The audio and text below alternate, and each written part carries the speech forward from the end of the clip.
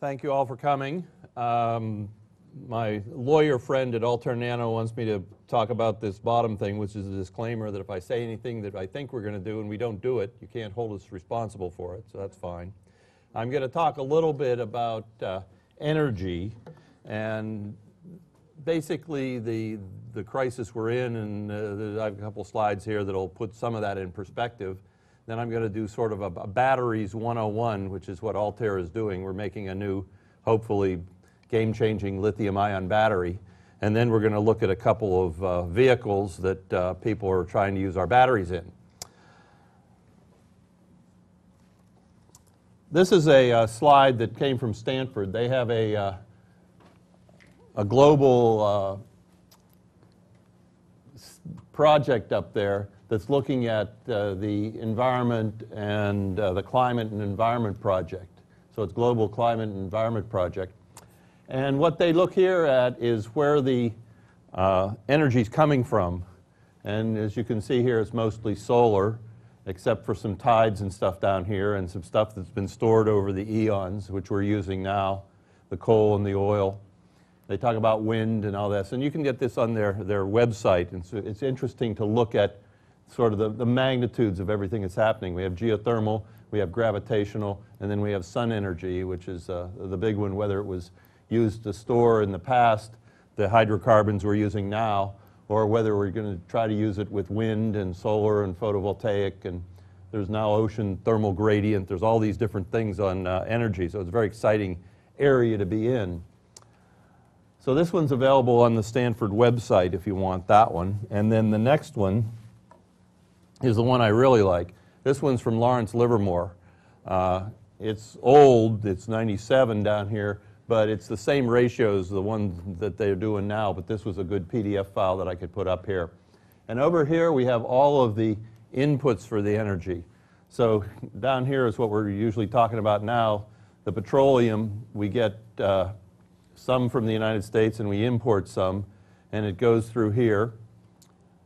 We have coal, we have a lot of coal, we have natural gas, hydro, bio, nuclear, and other, you can see very, very small portions of what is going on. The part that I'm interested in from the battery standpoint is this little black line that comes down from the electrical generation line here that comes down and goes into transportation. And that's all electrical that's used in railroads, cars, all that type of thing. But what you really want to notice down here is that in transportation, this blue line that goes up here to wasted energy is 80% of the 24.9 quads that they're talking about. So 80% of the energy that is used for transportation is wasted. 5% or 20%, this 5 quads goes up here into useful energy. There's one here which is non-fuel. That's making plastic bottles that we are now putting in landfill, so we have to figure out what to do about that. And basically, we could make ourselves energy independent a number of ways. One is to try to reduce this amount here. The other way is to raise CAFE. Electrical is up here. Nuclear, hydro, coal goes through the generation. It's distributed, and almost 10% of the electricity generated in the United States is lost through the distribution system. So there's another place that we can look at. There's all kinds of projects going on for superconductivity to reduce the distribution losses, making more efficient transformers, making bigger copper wires, all that type of thing will help. But the big one here is the rejected energy is 51.8 and the used energy is 35. So way over half of the energy is wasted in a number of ways. So this is one of the reasons why everybody's looking at electric cars and buses and trains and all that type of thing. There is some progress being made. In 1973, we had these little squares here, which are these little pie pieces here, which is the amount of energy that's sort of renewable or clean, and that got bigger in 2004, so we're moving in the right direction. And this one's from the International Energy Group. And the nuclear went way up. 80% of the electrical generation in France is nuclear. Okay, so that's the big picture on energy. Now we're going to talk about the company I work for, Altairnano. Altairnano is a funny little company, a nanotechnology company. It's a public company, so you can look up ALTI on the NASDAQ and see what we're doing. But it's really a startup because we're just getting into these lithium-ion batteries. It was a material science company in the last 10 years and just got into batteries a year ago or so. The thing that gives us the leg up in this whole industry is this guy, Tim Spittler. He's our chief mad scientist. He was on the front of the Wall Street Journal the other day on the 11th of January. And he invented a way to make lithium titanate oxide spinel adequate for putting into batteries. We tried to sell the powder to people and they didn't want it, so we decided, well, heck, why don't we make the batteries, because it's such a game-changing technology. So we now are making batteries.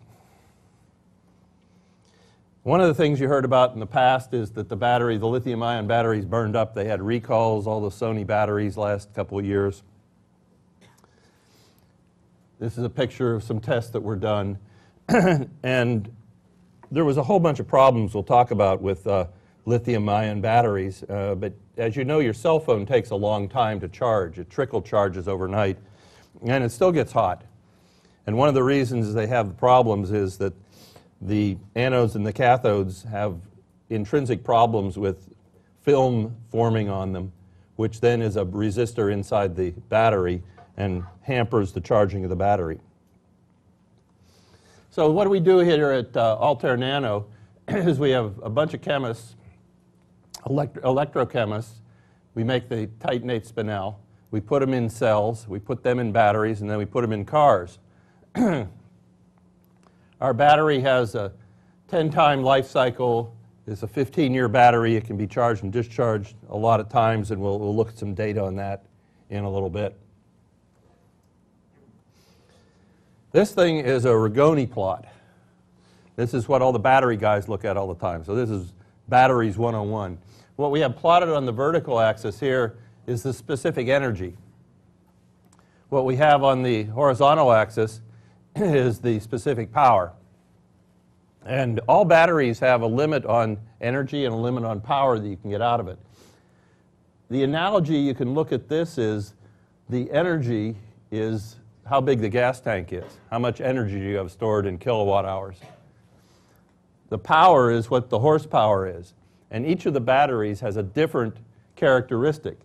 The purple one here is the typical lead-acid battery that is sort of 90% of all the batteries in the United States are now going into cars and things like that. Nickel-cadmium batteries are around. That's this blue line. Nickel metal hydride is this green line. Nickel metal hydride batteries are the ones they use in the Prius. Then we have our battery, the lithium-ion battery, and then we have normal lithium-ion batteries. And you can see here that the normal lithium-ion battery line is higher than the one from Altairnano, which means they can store more energy per kilogram. But we can go out here and get more power out of it. So this little circle out here is where we're trying to operate. We can get a huge amount of power out. And when we look at our competition, we look at all these batteries, but there's also the electrical component called the supercapacitor. And the supercapacitor can get huge amounts of power out, but it can't store much. So there's a spectrum of products that go from the lead acids to the nickel metal hydrides to the lithiums to the Altairs down to the supercapacitor. And all of these have different characteristics and have different sweet spots for applications, and we're going to talk a little bit about them. So this is called a Rigoni plot. And this is the horsepower, and this is how big the fuel tank is, and then everything plots on that. These lines here are the charge rate, the ability to put power in and take power out of the batteries. So you go down here and you can put in power very slowly, 10 hour, 100 hour. You can go up here and do charging in 6 minutes or 36 seconds, and it shows where the batteries lie on that. And here's the typical thing that a marketing guy puts together. It's a comparison of lead acid, nickel cadmium, nickel metal hydride, lithium ion, and then our battery out here. And you can see that the lithium ion has the highest energy density. That was how big the tank was on the previous picture. But everything else is green here for us, so even though we don't store quite as much energy, the cycle life is 500 versus 10,000. Charge time is 2 hours versus 3 minutes. Operating temperature range is minus 50 degrees to 75 degrees, where the lithium ions only go down to 0, and the nickel metal hydrides all go down to 0. And one of the things that the Prius owners are figuring out up in Minnesota is that in the winter, their car doesn't even use the electric part. It's only using the hybrid engine part, because they don't have any power to put in and out when it's really cold. So these temperature ranges are very critical to designing a battery for a car that's going to work both in Minnesota and then also down in Phoenix in the summer. What else is good here? Pulse power. Pulse power talks about how fast you can put power back into the battery. And one of the things the Prius does, which is really neat, is when you put on the brake, it takes the motor, generates electricity, and puts it back into the battery. So it's regenerative braking. And it has to be able to accept whatever power is going around through the motor. So you want to have the broadest acceptance of pulse power. Memory effect. Everybody said, well, hey, you know, we've had these nickel cadmium batteries and you charge them once, and if you don't discharge them, they're all screwed up. That's pretty much gone because everybody now has no memory effect. What else do we have? Weight. The lead acid ones are heavy. The nickel metal hydrides and nickel cadmiums are moderate, and the lithium ions are pretty light for the energy stored. And so here's the big one down here, that lead acids are still cheap. The nickels are tied to the price of nickel, and if you're a commodity trader, then you know the nickel prices are going up big time, so these are now really expensive. But lithium, both for the lithium ion and the nanotitanate batteries, are pretty moderate too. So there's a lot of good things we can look at for going to the next generation battery, which everybody thinks the lithium ions are. There's a bunch of companies in the business. There's one called A123, which is back in Massachusetts, which has got a lot of press lately. There's us. There's a bunch of people in both Japan and Korea and China that are working on it, because really the holy grail of making an electric car is getting the right battery. Okay, current lithium-ion batteries. The surface area impacts the diffusion rate. So what we have in there are two plates. One's graphite and one's another substance. The graphite is the problem because you have to make it very large in surface area to get the ions in and out. And so the surface area impacts the charge and discharge rates that are going into the battery. The crystal fracture and electrode poisoning in the graphite end of things, the graphite are all layers. And basically what is happening is that when the lithium ions go in there, they have to spread the graphite apart because the sizes aren't correct for just going in and out with no friction, basically. And there's a bunch of chemicals, and some of the products aren't safe. So the current lithium batteries are not going to make it. What do? We replace the graphite with a nanode structure electrode. We increase the surface, so there's lots of places for the ions to go on. We have a three-dimensional material rather than a two-dimensional planar material. And the battery performance is dramatically improved. Well, I've got another little picture here of a three-dimensional thing that the ions can go in any way.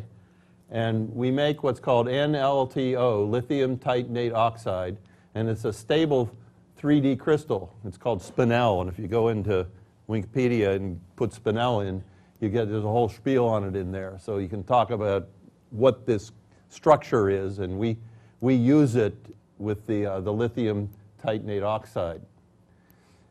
It retains the good kinetics at low temperatures. That's why on the previous charts you saw the ability to operate at minus 40, 50 C. It's stable. This stuff is stable to 700 C, but the battery isn't good to 700 C because you've got a aqueous electrolyte in there, so I'm going to change that to something more reasonable. High capacity, the voltage versus lithium. There's things wrong with the regular lithium-ion batteries. If you try to overcharge them, they start growing these dendrites out, which then short the battery out, and that was one of the reasons they think some of the batteries were recalled last year. We don't have an SEI. That's a solid electrolyte interface. That's a film that is on the graphite on the inside, which is like a resistor. So when you try to charge it, it heats it up. So when the current goes through this film, it heats the battery up, and that's why you have to slow trickle charge all the batteries. With the LTO, we can use an aluminum collector instead of copper, so that's a little bit of a less price in the total cost of the thing. And it reduces what the electrolyte has for side reactions inside.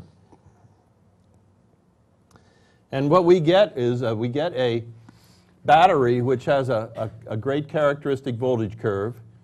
It has recharge performance that you can recharge at many, many cycles very, very fast. The cycle life is in the tens of thousands instead of ones of thousands, which I'll show you in a minute. It's got great power. It's got cold temperature recharge capabilities. So when you are trying to recharge it, you can do it at cold temperatures. You can't do it as effectively as you would at room temperature, but you can do it at 75% effectiveness. And you can also do high temperature recharging. So the battery has extended the capabilities from a temperature standpoint in both directions. Now the theoretical sweet spot for regular lithium-ion batteries is here, but it's a very, very narrow window on charging, on temperature, and on specific energy. We have a much broader area here, so this shows that while we aren't as good in one specific place, we're better on a wider area of characteristics. So it's really one of the things that is interesting from a marketing standpoint is that all the battery makers make their own data sheets up and there's no standards, so they just put in the data that makes their battery look the best, which is normal. So now the standards committees will probably get on them to try to quantify the stuff, but this purple area here says that if you're out in this area here, your battery's not going to be useful, whereas if you're in the sweet spot for the lithium ion, you may get a little more power, but our battery can operate at very, very different areas in the charge and temperature ranges. Okay, this is a car that we put lithium-ion batteries in. It's running around now. I drove it. The only thing wrong with it, it didn't have power steering, but they said they'll fix that. But it's fun to drive. It's like the Prius when you take off. It doesn't make any noise, and it never makes any noise because there's no engine in it to come on. So you've got the battery. You've got 150-mile range, which is very, very interesting in that it is one of the things that the California Air Resources Board wants for rebates on certain cars. So the cars that we're doing qualify for this CARB gold standard. We'll talk a little bit more, we'll see some more pictures about that. This is what the battery pack looks like. It's got, between the drive shaft, it's got the batteries railed down low, and for an SUV or anything, you want to have the weight down low, so this is good from an automotive design.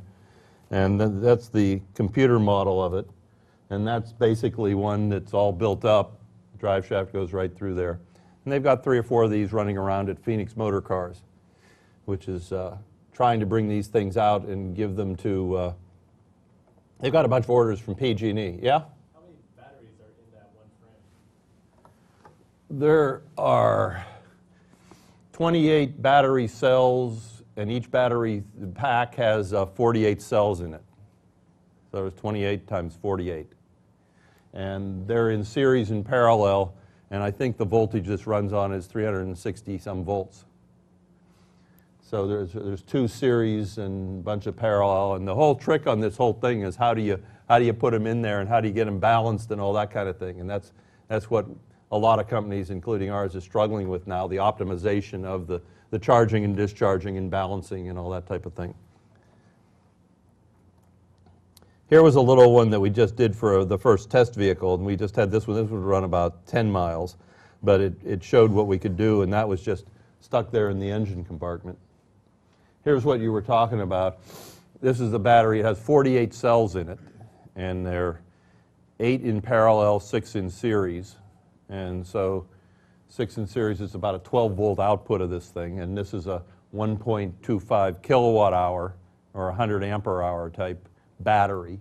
It's got this electronic stuff stuck here, because what you want to do is you want to measure the voltage on each of the parallel cells, and you want to do what the one thing that's hard on these electric cars is the fuel gauge. You want to know how much charge is left in there and the state of charge of the batteries.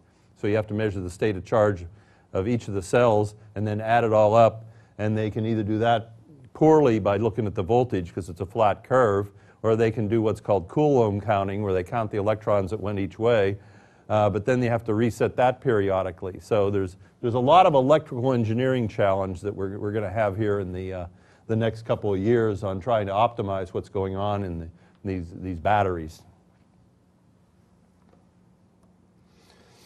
Here's a picture of the Phoenix car again. This is the SUT, Sport Utility Truck, and it's running around now, and the guys at PG&E have driven it, and they're talking about recharging stations because you can recharge it in 10 minutes. You can't do that in your house because you don't have enough power in your house to do it, but you can do it at special charge stations. But you can do it in 2 or 4 hours depending on how much power you have available in your house, or you can go to a charge station and get 10-minute charging. Yeah, it's 33 modules. I was wrong, it wasn't 28. It's 33 modules, 35 kilowatt hours, 386 volts. This is a picture again of what the pack looks like under the car. And here's what you were talking about. There's 48 of the cells right in a row here. So this is the internal of the whole thing. And these are the 2 terminals here. We have that one all covered up so we don't get a short. Here's the electronics right here that is measuring the cell voltages and the temperatures in there. So we've got a monitoring system on the whole thing. And this is the module controller, so there's a bunch of electronics there that's on a second-by-second measurement looking at what's the health of each of the individual cells in the battery. Now, I'll go back to this one in 1 minute. Maybe I will. Yeah, there it is. Oops, went too far after that. Because the Altairnano battery doesn't have this ability to plate out lithium when it gets to an overcharged condition, we can have a simpler, although it doesn't look like it, a simpler electronic system. So we don't have to worry about the overcharging as much as other people do. And that's really good because we want to charge fast and we want to get the current through there and the power in there.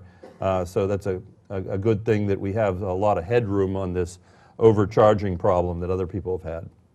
This is what one of the cells look like.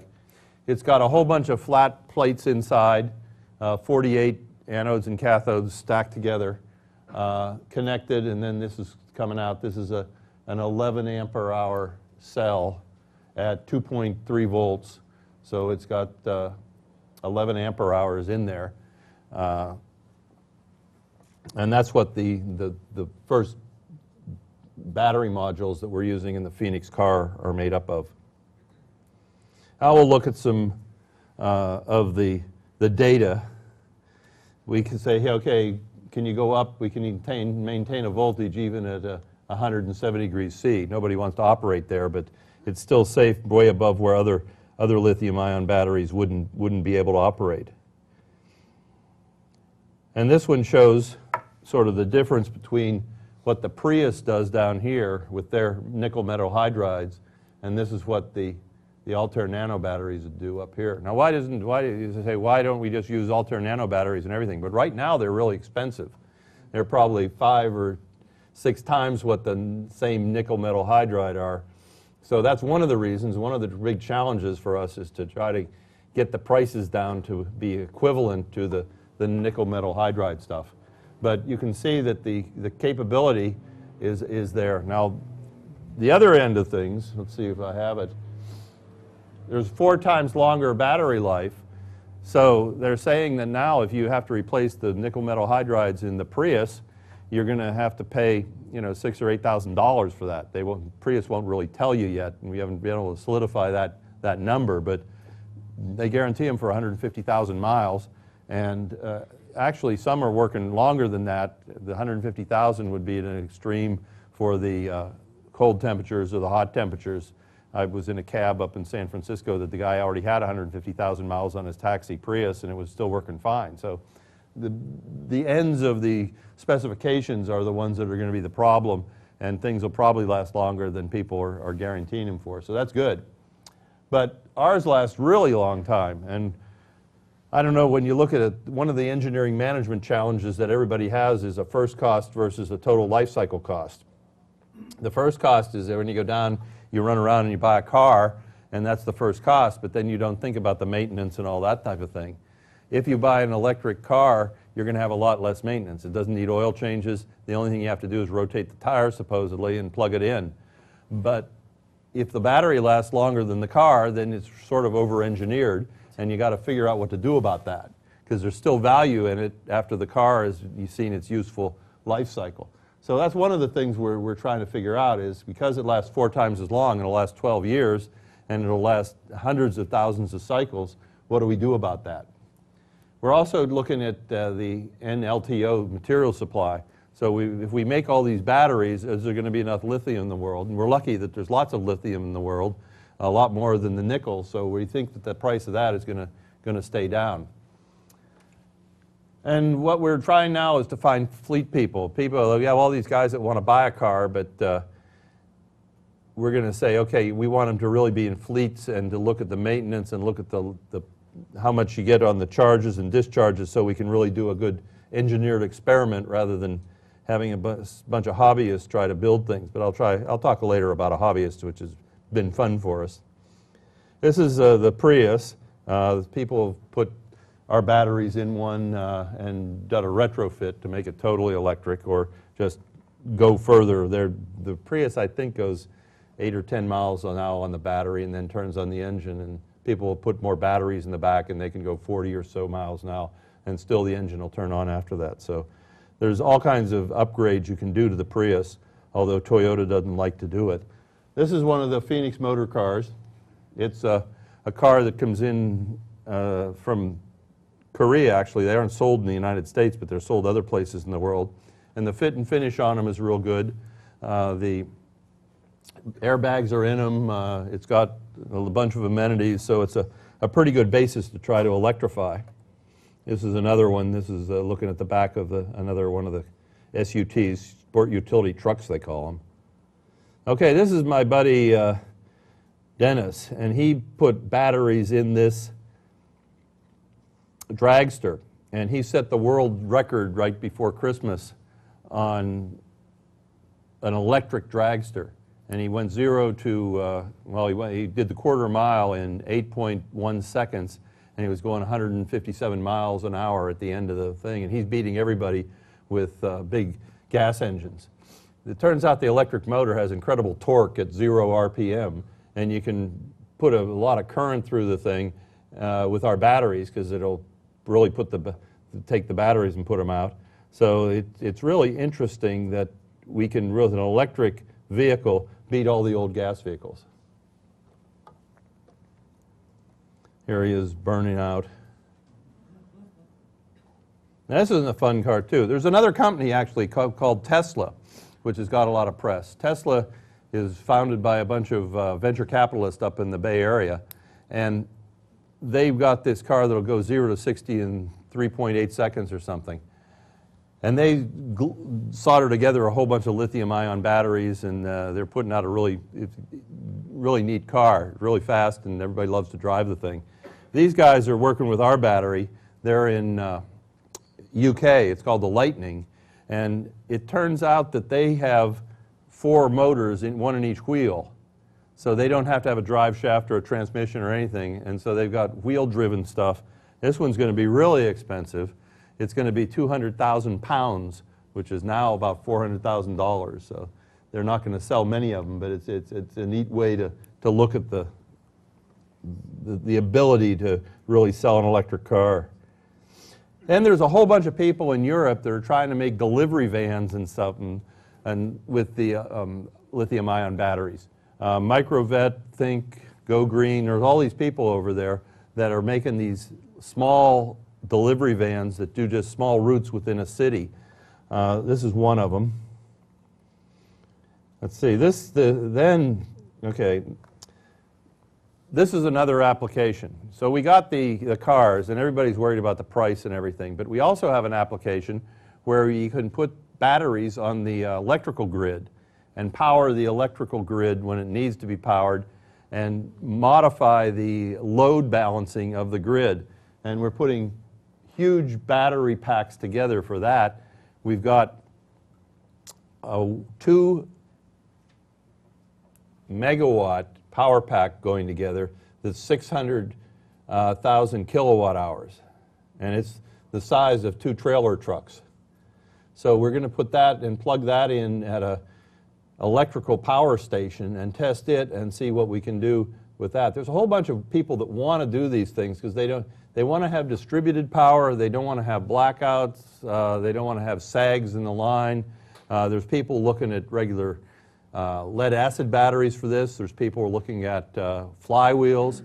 There's people looking at compressed air. They're looking at all kinds of energy storage to help the grid out. And we're building a couple of big battery packs, and we're going to try them out in the next couple of months here to see if they're working on the grid. This is the inside of the trailer truck where they're all going to go. You can see these huge copper bus bars, because when you're putting around 2 megawatts of power, you don't want to have any high resistance connections. So these places are all the places the battery packs are going to go in. And I've got a picture of battery pack here somewhere. That's one of them going together, and that's what the battery pack looks like. So there's literally hundreds of these that fit in the slots in the trailer. You can see these huge bus bars where they come out. These are 50 ampere hour cells. This is cooling for it. We have forced air cooling on it because we want to keep the temperatures down because this one's supposed to have a huge high pulse power. So you want the stuff to go in and out, and you don't want the thing to get too hot. And we want to be able to operate these, and some of the peak summer loading loads are when everybody has the air conditioning on, and as a consequence, the ambient temperature is the highest when this thing is going to be needed. So we really need to have good cooling on the thing. I'm at the end. I've got more slides, but why don't we just do some questions, because I think that would be useful to see what you guys are interested in.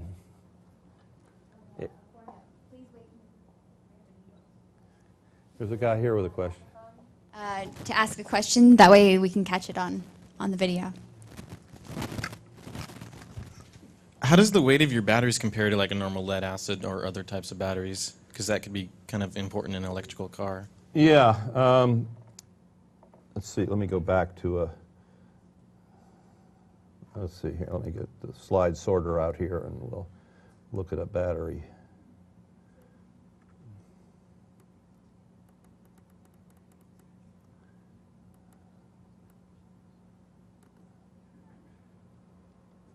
This chart, I think, will be good.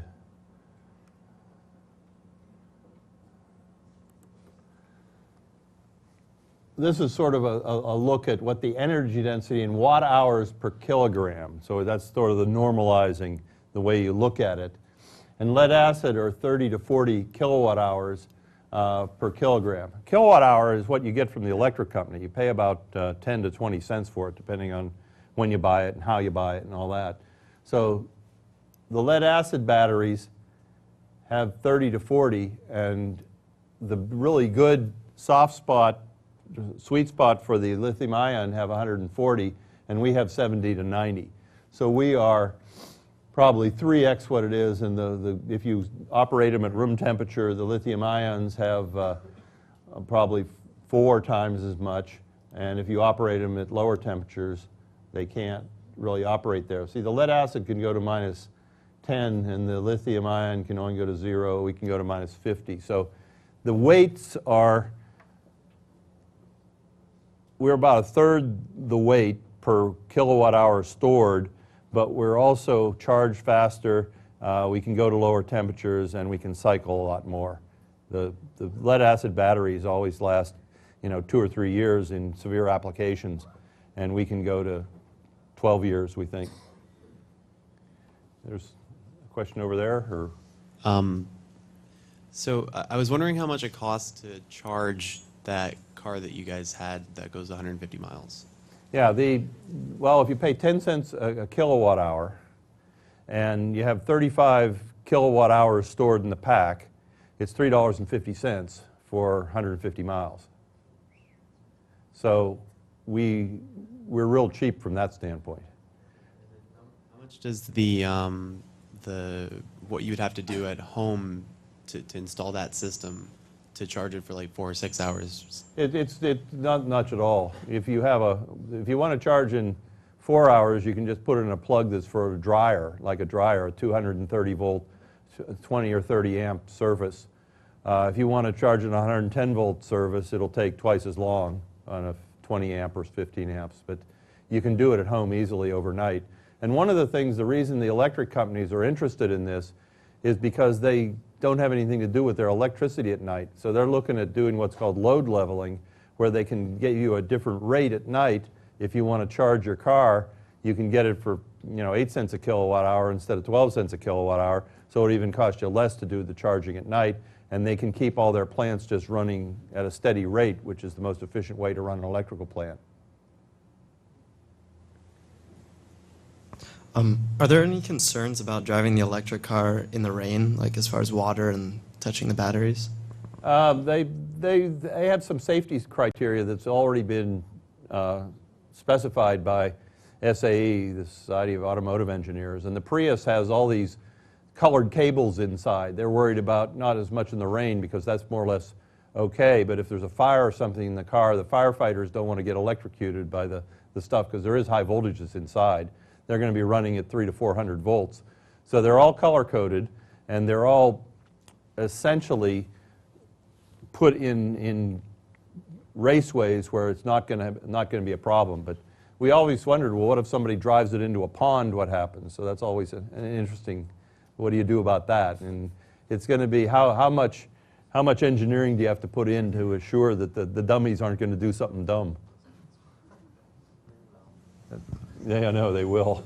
You can't do it. Yeah, over here. Can you quantify roughly how much of the cost differential is due to the fundamental technology and how much is just a scale issue? For us? Yeah. The fundamental technology, there are people making lithium-ion batteries now that they're getting, the lowest prices I've heard are like 30 cents a watt hour. We're now sort of at $2 a watt hour, and we think that there's no reason we can't come down to the 50 to 30 cent range if we can really get the volume up. It's got everything in it is exactly the same as an A123 battery or somebody like that who have already done some very good work on both cost and safety. They've changed the cathode, we're changing the anode, and the only thing difference in ours from the A123 type thing is that we've eliminated the graphitic anode and we put in our lithium titanate oxide, and it doesn't cost that much more than the graphite. So from a basic material standpoint, it's going to be about the same, and we're just in very low volume production. We're about 2 years behind everybody else because for a while we were trying to sell this lithium titanate oxide to people and they really didn't want it. They didn't see the advantages of it because everybody was trying to get this number to be the highest. The energy density was the holy grail, to try to store more energy per kilogram for the cars. But now they're seeing that there's some other things, the cycle life. If you've only got 500 to 750 cycles on the thing, that's sort of 2 years if you do it every day. But we've got 10,000 plus. So if you do the total life cycle cost versus the first cost, which is one of the educational things we're going to have to get the consumer to know. But that's one of the reasons why governmental people were looking at putting a lot of these things in buses. We're looking at putting a lot of these into fleets and that type of thing. And they look at total life cycle cost as opposed to first cost. So that's a good point.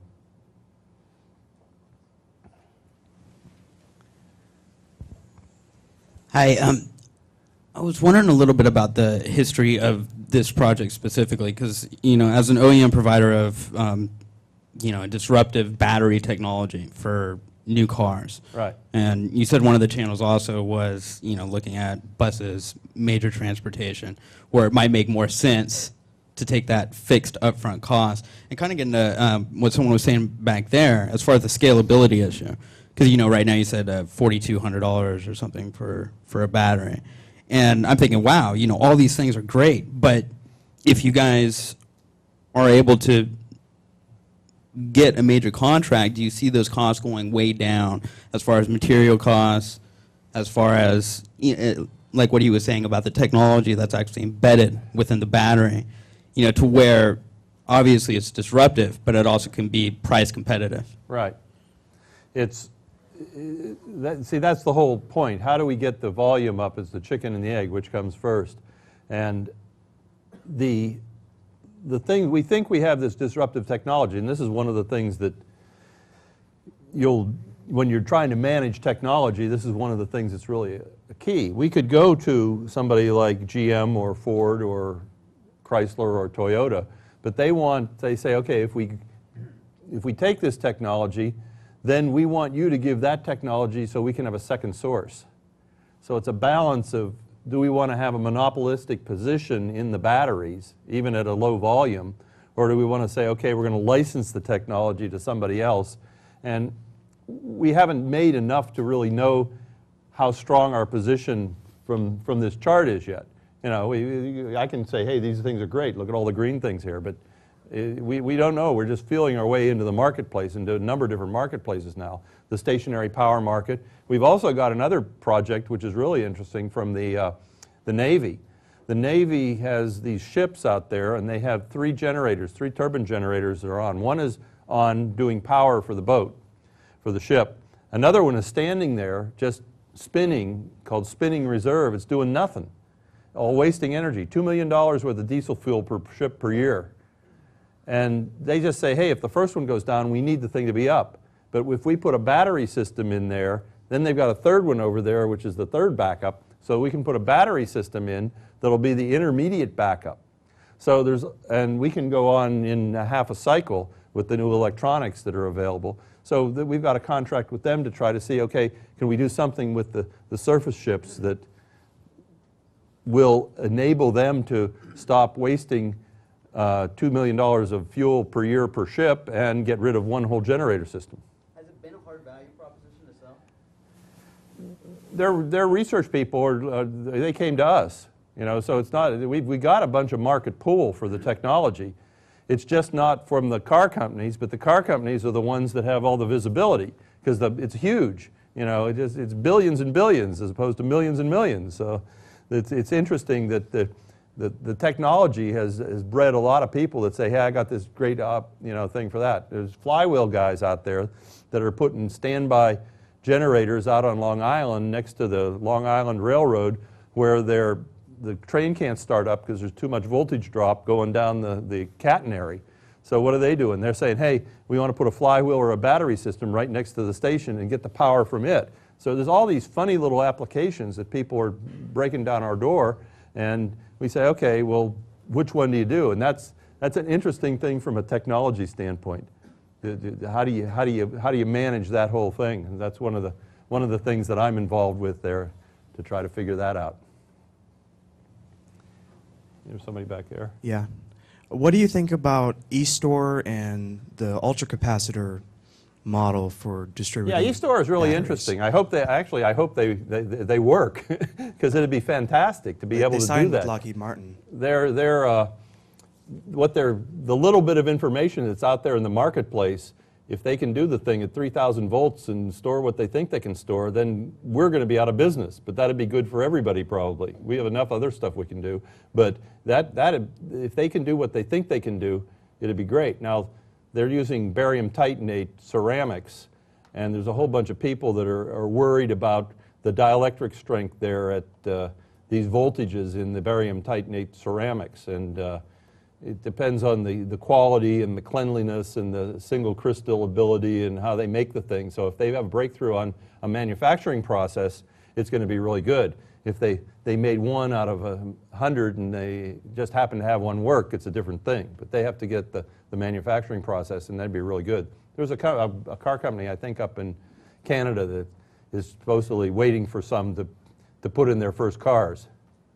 But there are ultracapacitors. There's some buses in Europe that are running around, just short-range buses that are using ultracapacitors. The other thing is the ultracapacitor may be a really good thing for us because it could, let's see where my chart was on this one.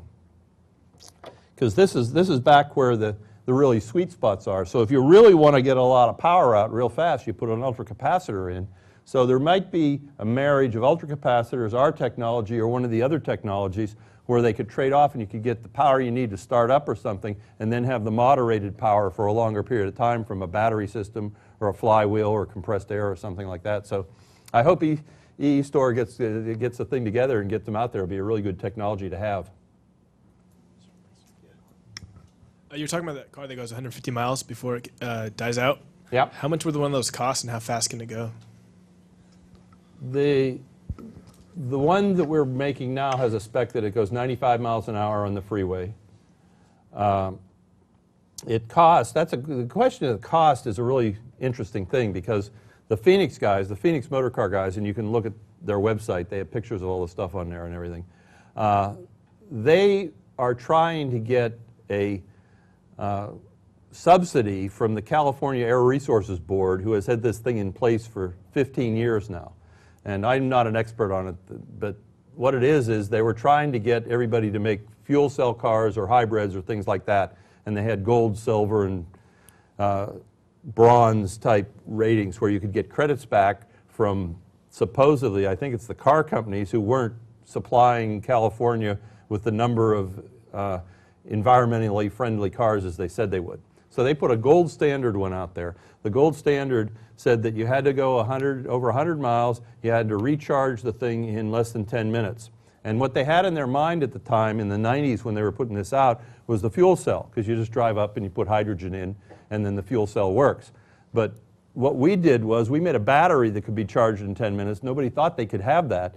So now we're trying to say that we qualify for this gold standards, which gets 40 credits or something, and each credit's worth $2,500, so you get $100,000 back. And so we're trying to fund some of the stuff that's going on at Phoenix with that, but whether that happens or not, the car companies are still against it, and they sued California for it and all this stuff in the past. So it's interesting.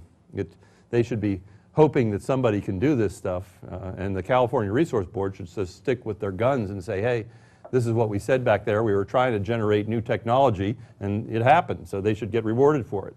So anyway, that's sort of the cost. Now the cost, you're asking about the cost.